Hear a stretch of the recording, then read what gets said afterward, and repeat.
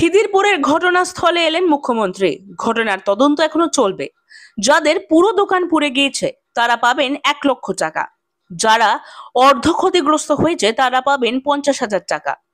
যে জায়গায় পুড়ে গিয়েছে সেখানেই সরকারের তরফে দোকান বানিয়ে দেওয়া হবে।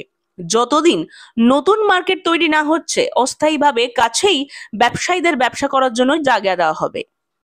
কলকাতা কর্পোরেশন করবে, এটা 1 নম্বর। 2 নম্বর হচ্ছে যতক্ষণ মার্কেটটা তৈরি না হচ্ছে ততক্ষণ পাশে একটা জায়গা আমরা দেখেছি, সেখানে টেম্পোরারি একটা মার্কেট তৈরি করা হবে। যাদের দোকান পড়েছে তারা সেখানেই দোকান চালাবে।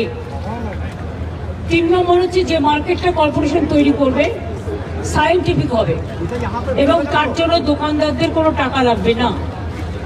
3 নম্বর হচ্ছে যে যাদের সবটা পুড়ে গেছে তাদের পরিবারকে চালানোর জন্য 1,00,000 টাকা করে আমরা দেবো, আর যার হাফ পড়েছে তাকে 50,000 দেবো। আর যেহেতু ওদের দিন আনে দিন খায়, তাই আমি চেষ্টা করবো কাল পরশুর মধ্যে পুলিশের সাথে কথা বলে একটা সার্ভে তো করতে হবে কার কার নামে দোকান ছিল, কি ব্যাপার। সেটা না জানলে আপনি কাকে দেবেন? অন্য কেউ নিয়ে চলে যাবে। তাদের হাতে 2-3 দিনের মধ্যে আমরা 10,000 টাকা করে দিয়ে দেবো, যাতে তারা আপাতত তাদের সংসার চালাতে পারে। ব্যুরো রিপোর্ট, সঠিক বার্তা।